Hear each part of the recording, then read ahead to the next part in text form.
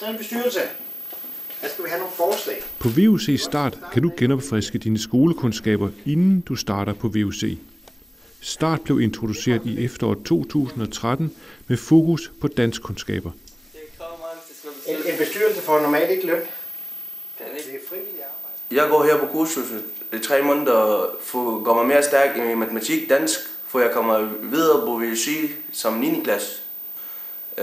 Målet for det her, det at bare komme med i sommerform af et arbejde eller læse videre på skolen, hvis det går godt for mig.